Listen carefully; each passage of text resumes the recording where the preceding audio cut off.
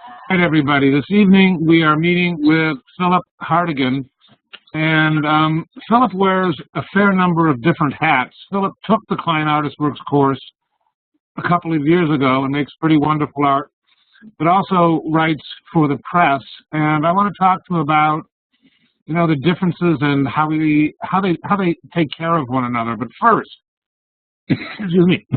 Philip, good evening. How did you get to the United States? Where were you born? How did you get to Chicago, etc.?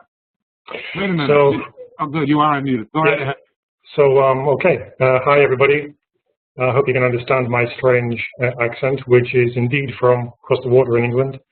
I'll try to give you the short version. So I was born in the north of England. My parents took me to live on an army base in Germany for a lot of my childhood.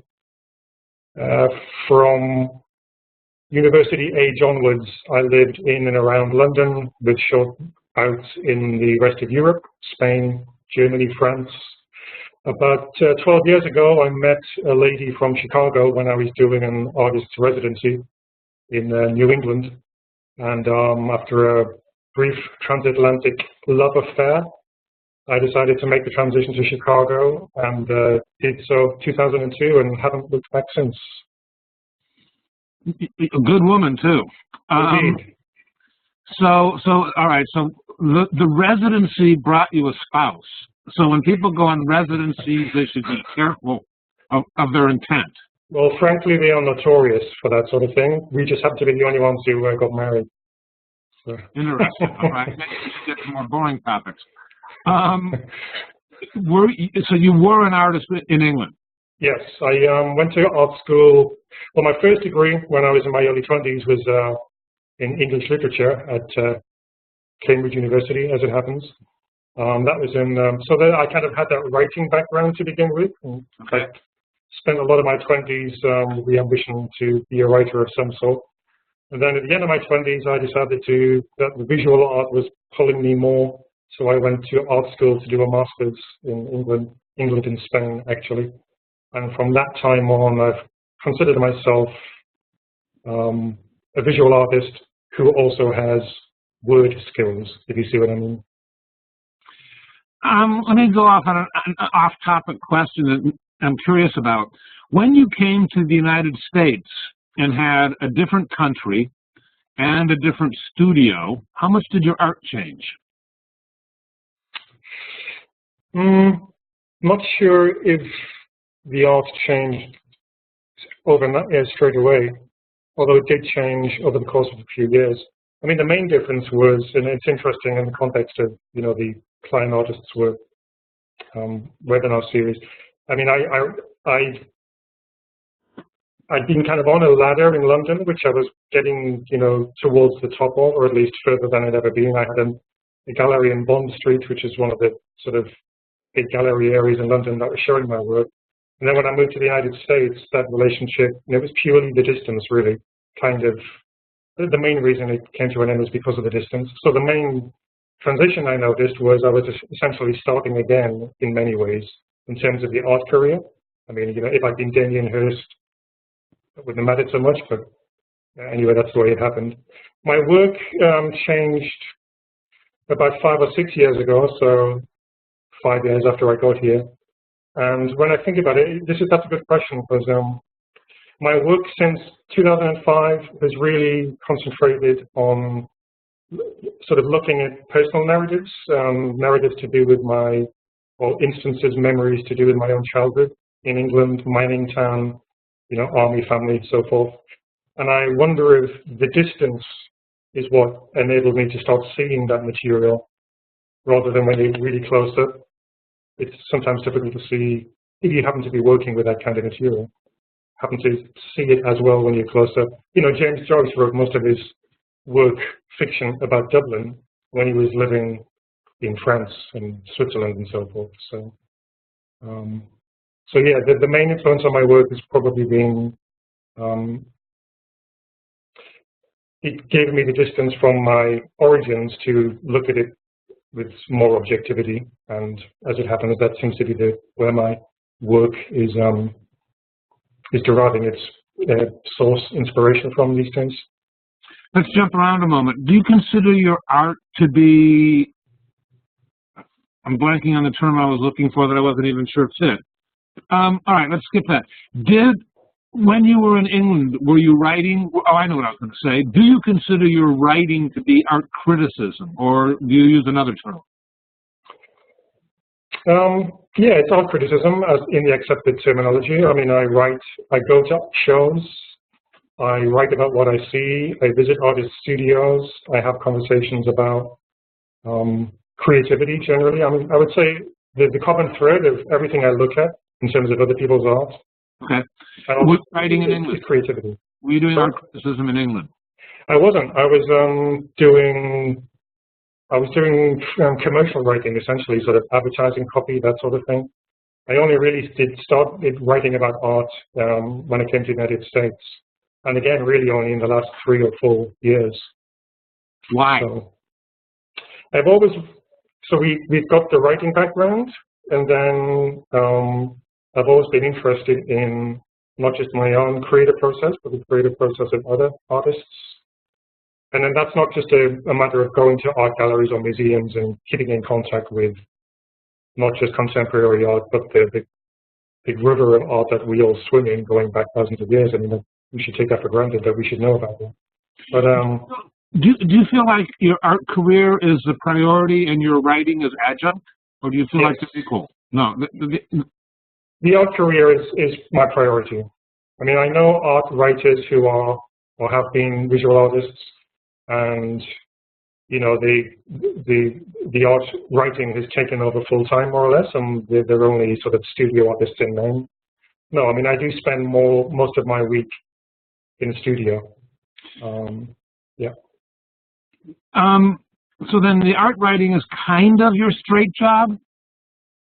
It's one of them. I still do a little bit of commercial writing. I do sort of freelance editorial work for charitable magazine in Chicago. I do some teaching at Columbia College, and then I do the art writing. I mean, of the non-studio, of the things that I'm not doing in my studio, the art writing is the most interesting, and it's the most that's directly related to my studio practice, I would say, possibly even more than the teaching that I do. Why are you doing some commercial writing and art writing both? Why not just one or the other? Well, the commercial writing pays better than the art writing. Okay. I mean, if I could make the balance by doing a lot more art writing, but I think that would actually definitely start to impinge on my studio time. How much more does the commercial writing pay than the art writing? Well,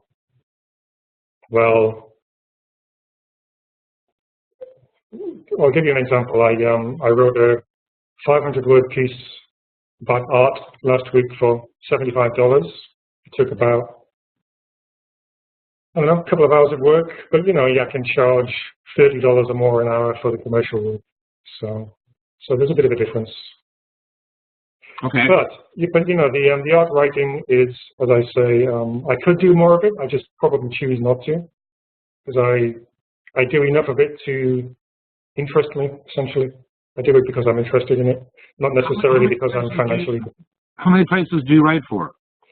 Really, just two: Time-Out and an online blog, art blog called Hyperallergic. And how do you determine what you're going to write about? Or do they determine, does Time-Out and Hyperallergic determine for you? How does it work? Time-Out determines for me, more or less. I mean, I can pitch things, but they very often, they're sort of asking me to cover it. That's kind of maybe 60-40. They suggest things, and 40% I suggest things. With Hyperallergic, when I first started writing for them 3 years ago, I had less say in what I write about, but now for them, I pretty much choose what I want to write about.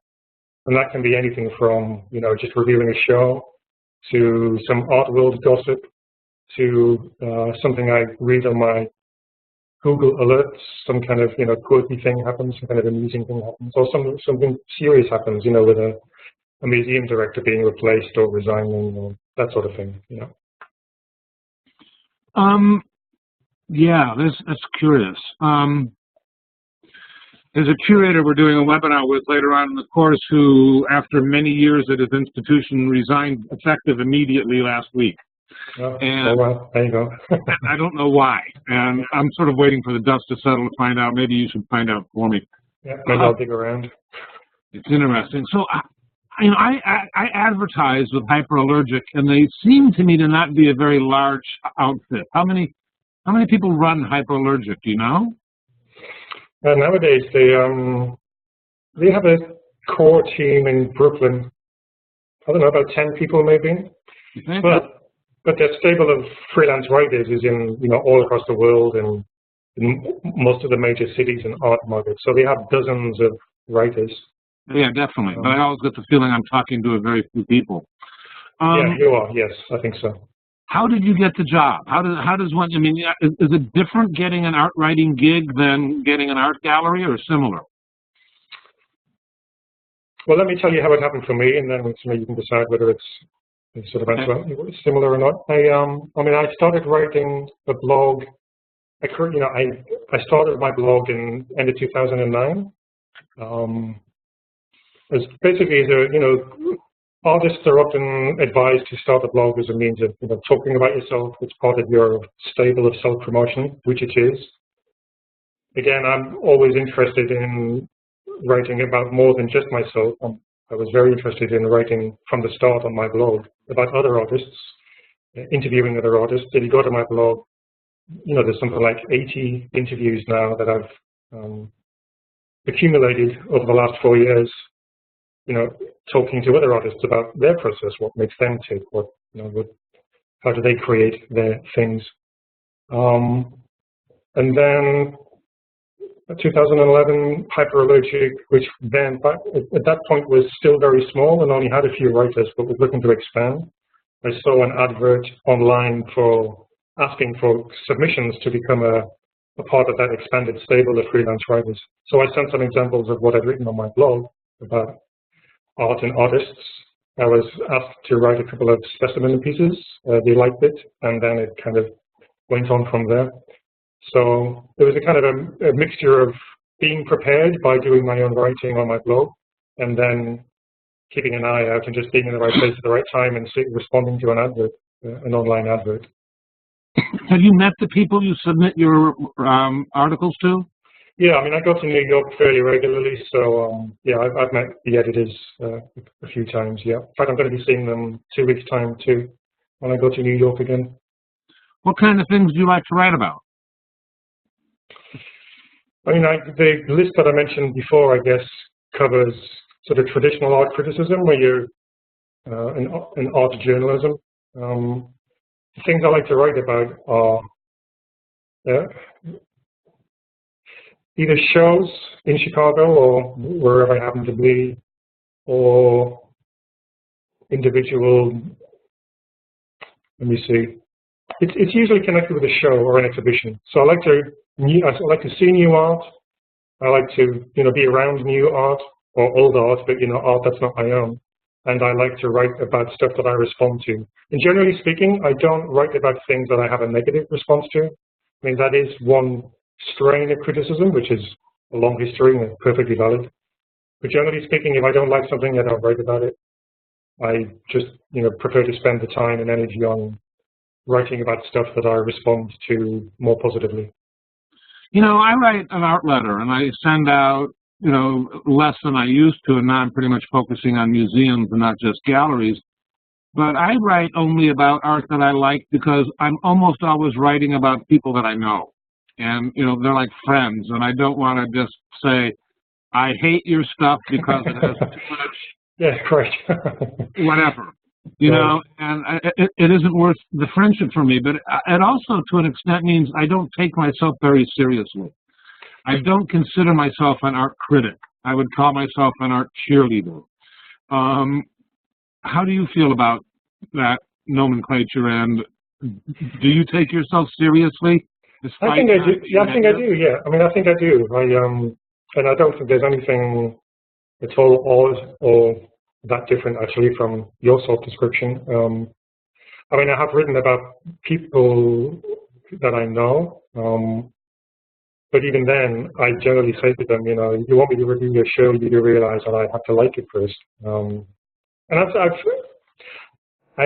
a few of my articles in the last year maybe have included a few things that might be thought of as more negative. You know, for example, I see something and I think, okay, that's less strong than this other piece, and I might have said that. But I mean, there are people who write for Hyperallergic who are still very much addicted to the kind of the hatchet job style of review, where there's nothing positive, and it's like the writer believes, I guess, that they're doing the artist in the world a service by pointing out how terrible they are. But that's not me. That's not my style of writing. Like I say, I think I write well and I write best when I have a strong response to something on its own terms, and also where I see it fitting in terms of, you know, the long arc of art history. How many hours a week do you can make up a number. How many hours a week do you spend making art? How many hours a week do you spend writing about other people's art? I probably spend, let me see, it's gone up actually, the studio time. So it's at least 20 to 25 hours in the studio. Writing about other people's art, 5 or 6 hours. Although that's just the writing time. That doesn't necessarily include, you know, driving to downtown Chicago, parking, seeing the work. You see what I mean? Sure. Actual writing time, maybe 5 or 6 hours. Yeah, for me, there's a lot of Photoshop time and manipulating the images that I took pictures of, include those.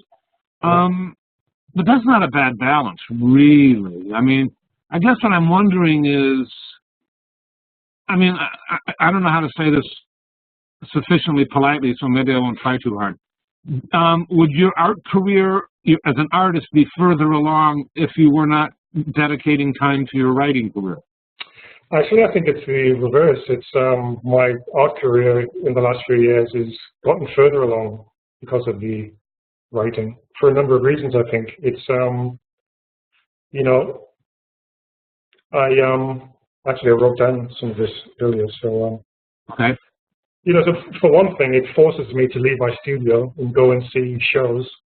It forces me to go to galleries, which frankly, you know, I am one of those people who, left to my own devices, I probably would just be sitting in the studio and not getting out and, you know, telling people about myself. So it forces me to do that. And a few good things have come of that. And seeing other art and seeing it in the context of, you know, where it's exhibited or in people's studios, again, that challenges me as an artist. So, because I am kind of measuring myself possibly against people who, okay, these guys are really doing it well. I've got to step up my game here. So that's a good thing, I think. And just, it's like, you know, I also teach a joint class with my wife. She's a writer. I'm a visual artist. Journal and sketchbook, we call it. So we were writing students, and we ask them, what are you reading? You know, it's important that if you're learning to be a writer, you should also be reading books. Well, similarly with visual artists, it's extremely important that we're not just making our own work, but we're looking at other work. So what are you looking at now is quite often what I ask other artists, you know? So the art writing is one way that I get to look at other art. And I think that feeds my own creative process too. It could be different for other people, for other artists stroke writers, but for me, I find it energizing, and in some ways it has actually helped my art career rather than hindered it. I've got two questions in opposite directions. All right, so what do you notice that people are reading? Are they reading contemporary literature? Are they reading art? Are they reading art nonfiction, art fiction? Well, there's a lot of yeah, 50 Shades of Grey. Yes, we have come across that. 50% aren't reading at all. There is that. There is that. I do see that writing students who don't actually read books. But what are people reading? Well, it's a mixture. You know, it's that mixture of people who don't read, people who read sort of entertainment-based fiction. Again, not that there's anything wrong with that, but you happen to be in a university college environment, particularly college, giving a creative writing degree, you know, one should be reading good contemporary examples of fiction as well as classic fiction. But similarly with artists, artists should be looking at a wide variety of art that is both like what they make and unlike what they make. Do you think so? You think good things have come for your art career as a result of your writing? Yes. Just in kind of conventional the way that you would measure these things, conventionally publicly. I've not been invited to show in places as a result of people seeing my writing, I guess. Different from the places that I've written about, I hasten to add. So there's, I do try and avoid that kind of nepotism thing. Other writing gigs have come along from the writing. I mean, I guess that's not studio practice, but it is, again, it's something that I was glad to do. People have invited me to write about their work. Let's talk about that for a moment. Do you do that? Yes, I've had mixed results with that so far, I have to say. Again, if somebody wants to ask me to write about their work because they like the way I write and they want to pay me to do it, a few years ago I probably would have felt funny about doing it. I guess I've tried it, and I guess I don't feel that funny about it anymore. But I prefer to. Actually, I don't really know what I'm going to say apart from that. Yes, I guess in theory, yes. If I like the work and I respond to it, it would be something that I might do. I mean, I've actually been invited to write a catalogue essay for a museum show in Michigan. Were you asked by the artist or the museum? I was asked by the artist first, and then the curator gave it a yes.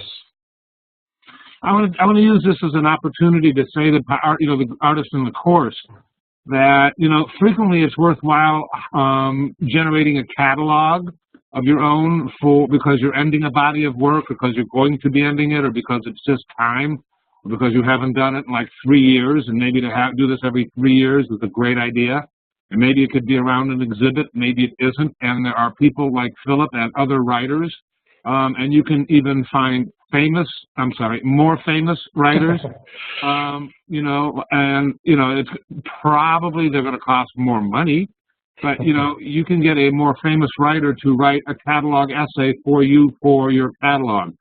And when I think of more famous, I suppose I'm thinking, well, I know Donald Cuthbert would do it, and I'm assuming that Dave Hickey would do it. And I certainly, when I had a gallery, hired people of that caliber to, write a catalog essay. Right, and that's very common, for sure. And so this is a kind of thing that you could do also. Mm-hmm. How do you decide what you're going to write about when you write? How do you decide what you're going to write about? I haven't written about this artist in a while, or I've written about 16 men in a row. I should write about a woman. What goes into your thinking? Well, I guess so I've made the decision that I'm going to write about this artist's work that I've just seen because I respond to it in some way. I make notes when I'm looking at the work. So I generally respond as a visual artist. So I'm responding to the internal structure, the internal rules, the internal thing within the work of art that's speaking to me, and I just make notes about that. Generally in terms of structure, color, all the things that we use to talk about art. And then I just try and formulate that into a reasonably coherent written response when I get back to my laptop. And then I try to analyze the process. I guess it's trying to describe the work of art in as plain a language as I can without using art jargon to somebody who perhaps has never seen the work. In fact, that's almost like certain to be the case because Hyperallergic has more readers per article than Art Forum and Art in America combined. It has, like 200,000 page hits at least every hour, or for most articles. So there's a lot of people who you're talking to who haven't seen the art that you're going to be writing about. So I'm trying to, first of all, give an accurate description plainly as I can about what that work is, describe my own emotional response to it, talk about what I see as perhaps how it's connected to contemporary art or past art, but also how it changes that, perhaps, how it sort of, follows a pattern, but then twists the pattern, which feels very interesting. What about being an advocate? Is that something a hat you wear? Are you comfortable with that? You mean sort of championing certain artists, like emerging artists? Regardless.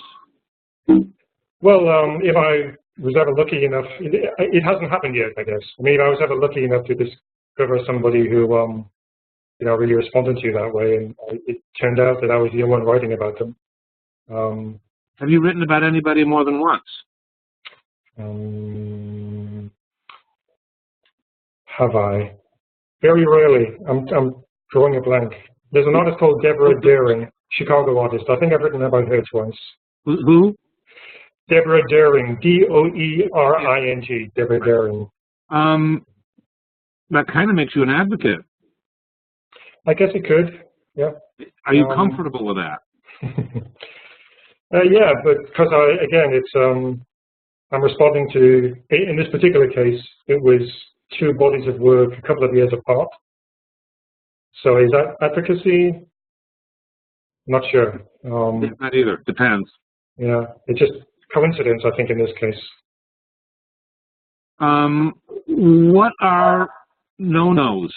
What's forgotten in the art writing? I mean, it wouldn't be cool for an artist to call you up and say, Philip, here's $1,000. I hope you like my show. That would be definitely off limits, absolutely. But it wouldn't be off limits for somebody to call me, except I don't give out my phone number, but, email me and say, would you look at my work? I mean, that happens, at least every other day. I get somebody asking me to look at their work on this show, and that's fine. And if I like the work, I will see it, Yes and no. But also, doesn't how the email is written have something to do with it? Absolutely. And that's one point I wanted to try and make strongly. And maybe you've covered this in another webinar or are going to. I've covered it, but I would like to repeat it ad nauseum. I don't even know what you're going to say, but I want to hear it again. Well, writing as an artist is very important. I mean, we think of ourselves as purely visual people, but really, we still have to write as artists. We have to use words, whether that's just writing a decent CV, resume, or an application, a proposal, just a letter, an artist statement.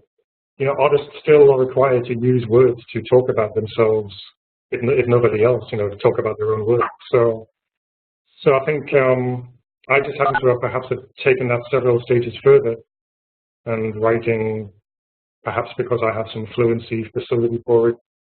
I do have some art historical background too, but I still think that that's just perhaps a more extended view of something that all artists should realize that they need to do at some point, and need to try and do it as directly and plainly as possible with as little art jargon as possible. I agree, but I think the point is bigger than that, and that is that on a personal level, how you or I get an email from an artist asking us to look. Okay, right. So that's a different question, yeah. And we will look if we're in the right frame of mind, right? And also, if I'm in the right city, frankly. I mean, if you're going to email me from, the West Coast or New York. New York more likely because I do go there more regularly. But so it's less likely that I'm going to be able to see your show in Seattle next week. It's more likely that I'm going to see shows in Chicago, maybe 50 miles, 100 miles around Chicago, which has happened. I've done that. But I still need you to reiterate my point is that if someone is an artist in Chicago and showing in Chicago and you're in Chicago, right, how they structure their email and their use of language will still have an effect on whether you'll show up or not. It will. I mean, it's just be polite, sort of say, this is my work. You might be interested in it. If not, then no problems. But I mean, obviously, one should never write demanding that one should see somebody's work, and or assuming that it's going to happen. But I think it's perfectly fine to just politely say, hi, I've read your work, Philip, or writer X. I think I'm having a show starting next month or next week. You might be interested in it. Here's the link. I would, I would be grateful if you could write about it. But if not, that's fine too. I mean, I actually had an email from somebody pretty much like that last week about a photography show in Chicago, which I am going to write about as it happens because I like the work. Did you also you had a show where in Chico in Northern California? Yeah, in that university town in Northern California. Yep. You wrote about the venue, which for most of the other 49 and a half states isn't all that, noteworthy. Sorry, what's not noteworthy? The Chico Gallery. I'm not being critical. I thought it was a good thing that you did it, and I liked reading about it, and it put Chico on on a bigger map. Right. But I don't know. I'm just remarking that it's interesting that you in your travels you wrote about a venue that wasn't a very well-known place. Well, I guess it's a bit out of the way, but I've exhibited in university museums and small galleries in lots of different parts of the States. Some in the past it was for resume building, but some of these spaces are amazing. I mean, it doesn't necessarily matter where they are or whether they're commercial or not. If you get the opportunity to, and you think your work fits, to show in a really amazing space, which is almost like a museum style space, then why not? I would go for it, no matter where it is, really. I've been doing this course now. This is the 11th course, and I've interviewed 25 experts or so in each different course. And I notice an awful lot of similar kinds of things are being said that surprised me. I thought I'd hear much more differences, and I hear a lot of, I can tell you what those similar things are, but I want to know, you've said you've interviewed quite a few artists. Mm-hmm. What kinds of things have you heard repeatedly that you didn't think you would hear repeatedly, or maybe since you have heard them repeatedly, oh yeah, that makes sense? Well, most of my interviews are generally about the creative process, and not necessarily about the nuts and bolts of one's career necessarily. Of course. But a common theme that comes up, let me see off the top of my head. Chance, definitely chance and accident. And working with, letting the materials speak to you. That's a phrase that I've heard several times from very different artists, which is kind of interesting. Those are three things I can think of. When you think of chance and accident, are you talking about the art or the career or both? The art. That's the art, I think, making the art. Yes, I'm not planning it too much. Not doing a diagram and then filling it in. Do you see what I mean? But sort of exploring more on the canvas, let's say, or in the video or with the sculpture. Leaving the conclusion as close to the end of the process as you can. Do you feel like things that you've learned from interviewing people has affected your art making? Yes, in a number of ways. It confirms certain things that I, feel like I'm on the right track because it's, similar to what I do. But it's also interesting to talk to people who are very, very different from me, like video artists.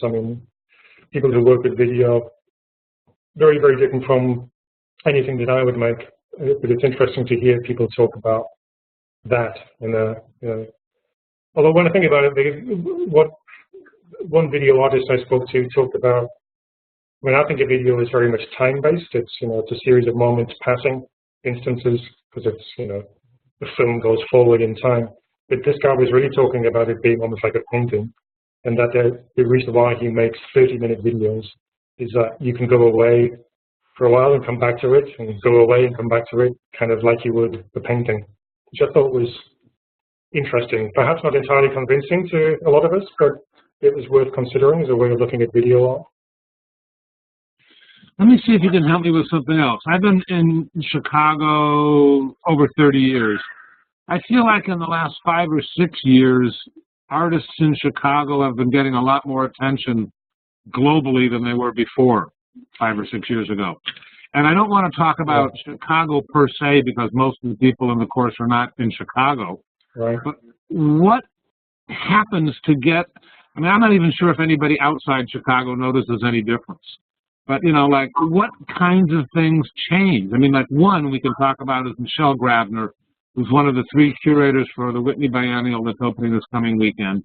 Mm-hmm. And each of the 3 curators took a different floor from of the Whitney Museum. And Michelle and Anthony Elms, who used to be Chicago-based and is now Philadelphia, have a decent Chicago coterie of people that they work with or have worked with. But it's bigger than that. How does a city, how does an art scene grow itself? And I'm not sure that it happens by intent. Right. It may happen. I mean, no, you're right. I mean, I've noticed it. I mean, in the 12 years that I've been in Chicago. I mean, when I first got here, it seemed like there was a good art scene, and I was leaving London, but it wasn't too different from London. I mean, London is big, and it's one of the big world art markets. But Chicago is recognizably kind of similar. Then there was kind of a dip towards the end of the 2000s, the first decade. But certainly in the last 5 or 6 years, you're right, it's really taken off again. I mean, some galleries are closed, some big galleries are closed, but there's lots of smaller ones have opened. Perhaps it's better funding for the museums. So maybe the museums and the Art Institute, the School of the Art Institute, are kind of driving it partly. I mean, the MCA, the Museum of Contemporary Art in Chicago, is just a terrific museum in terms of the shows that it mounts of contemporary art and also art from Chicago, I think, in a way that was... It's gotten some, recognition in that house. Mm-hmm. Like Finestra Gates has gotten recognition. There's that, absolutely. Design has gotten recognition. Tanya Bruguera, who's now left, but got recognition. And I think somehow a few artists getting recognition encourages others to look, with a better glass, a better, sense of what's going on in the community and look at others. Mm-hmm. I mean, maybe it's critical mass. It's all these things. It's the art schools, it's the museums, it's, Chicago is a fairly wealthy city with a wealthy collector base. It has relatively cheap studio space.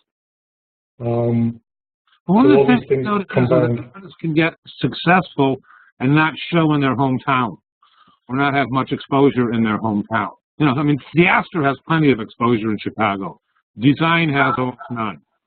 And there are other artists who have little exposure here but great exposure elsewhere. I don't know how to quantify it. It's just fascinating to me. Yeah, I mean, you probably know more about that than I do, but, Chicago is notorious for producing artists that get shown, when they get taken up by big commercial galleries, that they get shown in other cities and less so here, Or their work is bought in New York, but not necessarily bought in Chicago. Right. You guys have some questions for Philip, or let's raise your hands.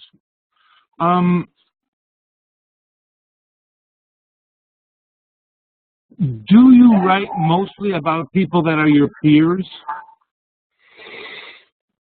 In terms of age or in terms of? Yes, both. Accomplishment. No, I mean, I write about, big fish. I mean, I wrote about Finestra Gates last year. I mean, I've met him once, but he doesn't know me particularly to my sight even. So, and he's a fairly well-known artist. I've written about famous dead artists. Ana Mendieta, recently, I wrote about her. Largely, I guess, I write about living artists under 40, so emerging artists, less well-known. But, I will look at the commercial galleries in Chicago and write about artists, established artists that I see there too. It's all about the work for me, It's not about the person at all. It really is about the work. Interesting. Okay. Keith, you have a question. Go ahead, Keith.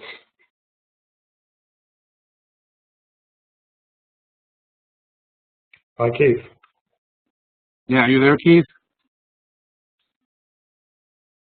Keith, you muted yourself. I'm unmuting you. You are now unmuted. Nope, you've just remuted. Okay. Unmuted. Go ahead. Yeah, we got to learn to work together. I'd like to talk a little bit about your visual art rather than your writing. I noticed that you do some very interesting installations and and other forms of art that is highly autobiographical. What is it that you like or would hope people would take away from the experience of seeing things about your life, especially a past life? Why is it that you think people should be interested in your autobiography? And do you engage in a conversation with people regarding your previous life and your experiences? Yes, I do engage in the conversation for sure. I mean, I guess I'm trying to have my cake and eat it. I'll talk about the autobiography and, you know, the specific moments from reality that may have inspired a particular piece. But at the same time, that's also just the means of production, you know, the materials like paint or canvas. And I even though I'm working with that stuff, that just happens to be the stuff that I work with, and I'm still looking for the same patterns and internal structure that, and visual pleasure too, that other artists will be using in other media. You know, so to me, it's not that different from painting, what I'm doing, and it's not that different. In fact, I'm working on a series of paintings right now, you know, sort of derived from material that is more autobiographical and more installation-based. So, I mean, I think of it, William Kentridge is a big source of inspiration for me. I mean, I think of myself as somebody who's, I guess, like William Kentridge, but more directly narrative-based, I guess. I mean, I'm not entirely trying to just tell the facts and tell the story. I'm trying to do these other things that visual art does, you know, more indirectly, more symbolically. But if you look at Kentridge's work and you look at mine, I mean, I'm a cut-rate Kentridge, okay? My work is kind of similar to Kentridge's, but, you know, more directly personal. This is more historical and, you know, objective, I guess. So I hope that I've successfully partly answered and also evaded your question there.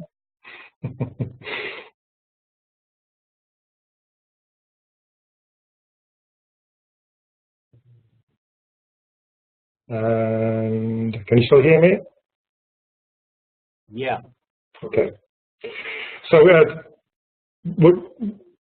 did that answer your question in any way, Keith? Did it? Yes and no. As you say, you did successfully evade the directly answering. It's just that I saw in some of the text, including your biography in one of the web pages that I consulted, that you seem to be inviting people to engage in a conversation with you, and it seemed like your art was not so much an end in itself, but rather an invitation to initiate that conversation. But I don't know if that in fact is something that you create the spaces to then interact with people who have taken the time to see your work, receive feedback from them, and then go into their lives and find common denominators or differences in your autobiography. You know, actually, I think I can answer that question more directly now. I mean, because I've also done these public art projects, a couple of public art projects, on which I was sort of using the same techniques of exploring personal narrative and personal memoir, but doing it with other people and asking them to explore their personal moments through text and image, and in communities that hadn't had much exposure to art before. So we've got a cat coming in here. Go on. So there was, I guess there are things that were in the installations that I was doing which were left, that were incomplete, not quite satisfyingly resolved, I guess. And certainly working with communities and public art spaces was one way of extending that.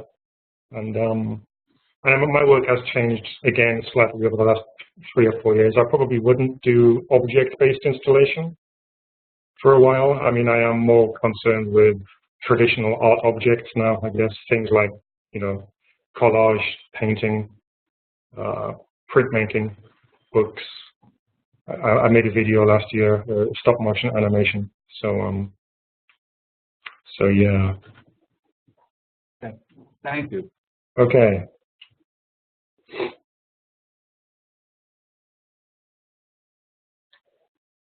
Where did Paul go? Sorry, I muted myself. Sherry, I'm sorry, Sherry, you have a question? I was going to let you ask it yourself. Go ahead.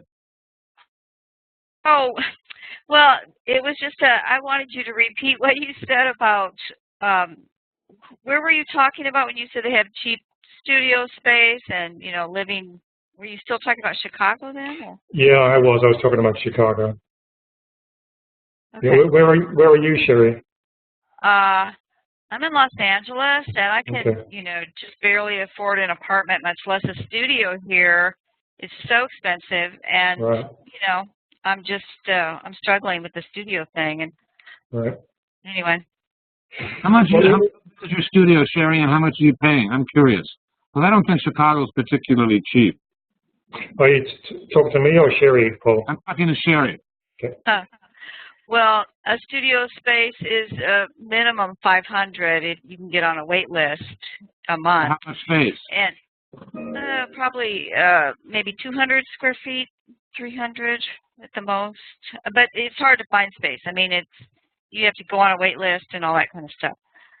And then a place to live, you know, I'm living very humbly compared to the way I used to live, and you know, 1,200 up to 2,000 is a humble kind of one-bedroom apartment. Yeah. Well, I'm paying $1 per square foot, slightly more than $1 per square foot, so that's considerably cheaper than what you just said, Sherry. So, yeah. In Paul, I actually think most of the artists I know, I have you know where my studio is. It's in a former industrial space. 40 artists are there. And then, you know, there are other buildings, many of the buildings like that in Chicago, and most of the artists I know, that's the price they're paying here. It's roughly $1 a square foot. So I've got 600 square feet, very high ceilings, and I'm paying just over $500. Yeah, so actually wow. it's less than $1 a square foot. Yeah. Right. Okay, you're quoting $1 a foot a month. I mean, you know, sometimes people quote it in years too, so it's good to know which way people are going. Okay, cool. Sherry, thanks. Bruce, your hand has been up for a long time, and I'm assuming it's from history. Bruce, do you have a question? You mentioned about, or Paul, you made a sort of joke about calling somebody up and saying, here's $1,000 write about my show, and Yes. that seems to be unethical or whatever. But then there's somebody calls about writing for a catalog.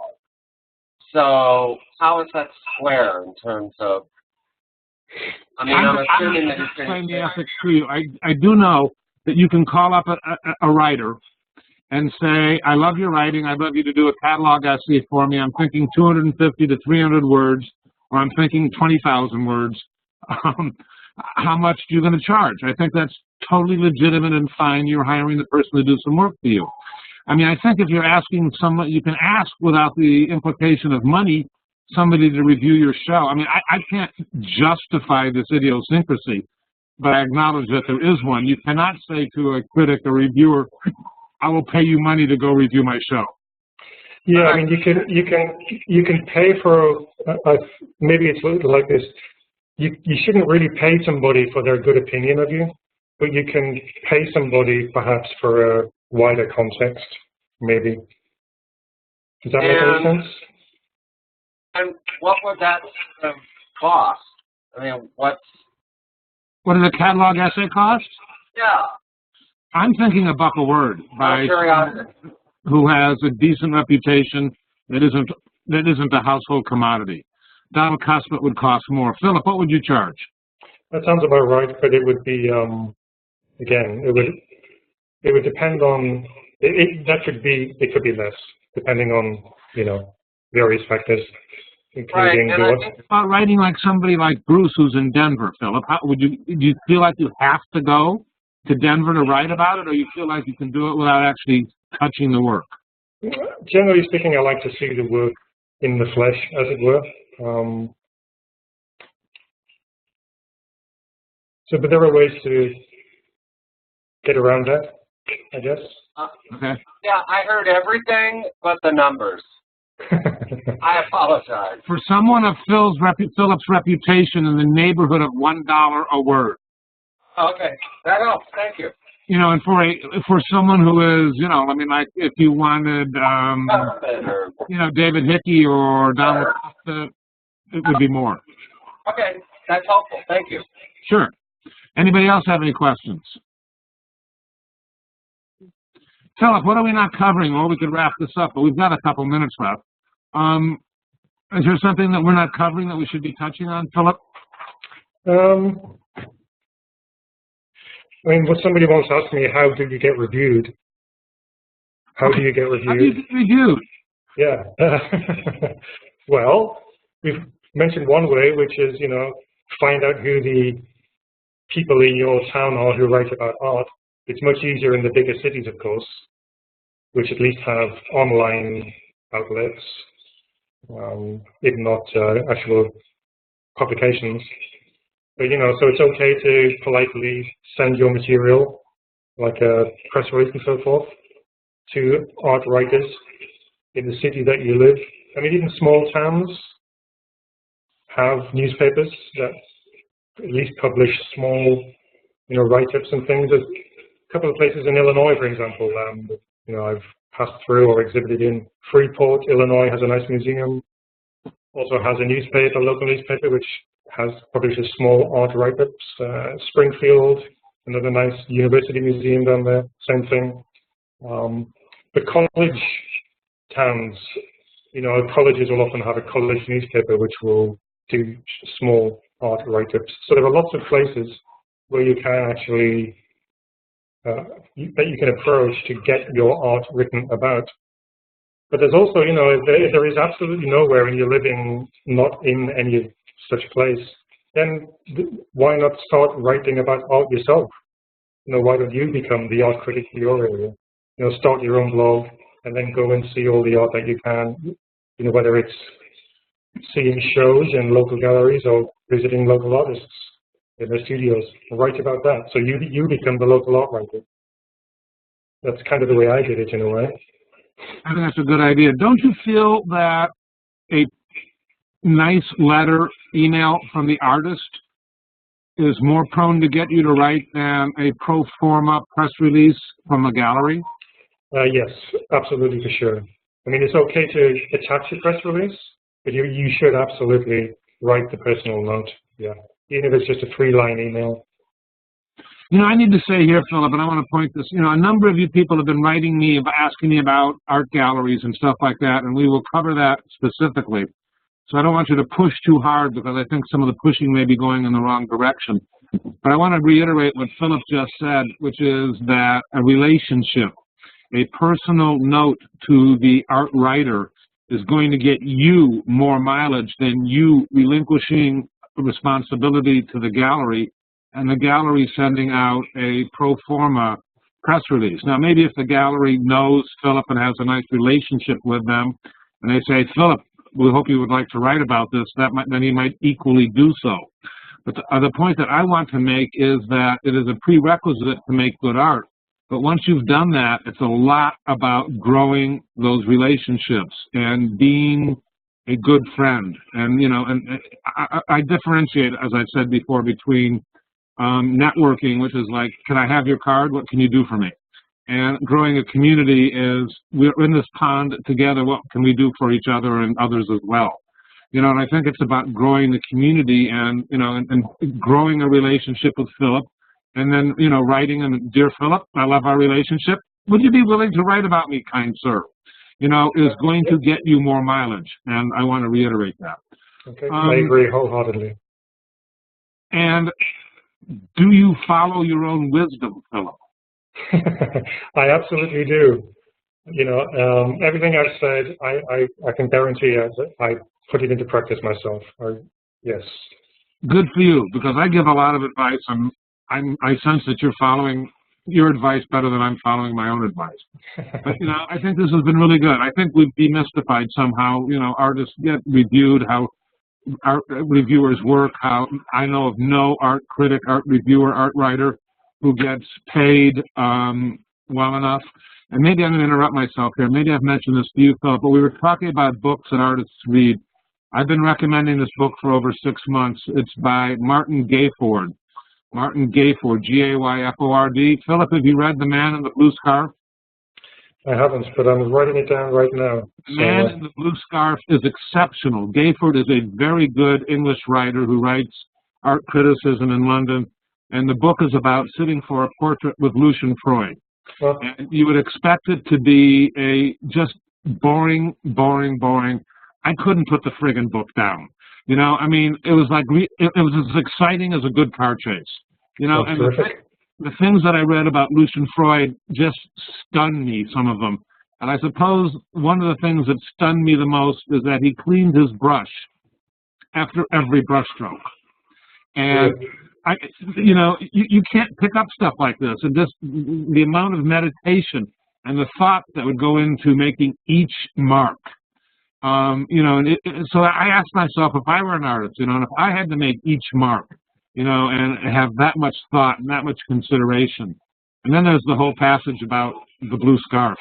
But the book is just spellbinding. I really highly recommend it. Philip, I think this has been really wonderful. I enjoy speaking with you. You know, not only because I like your accent. You must get trouble when you go back to England because they tell you you have a Chicago accent when you're back there, don't they? Oh yeah, I really sound like a Chicagoan, don't I? No.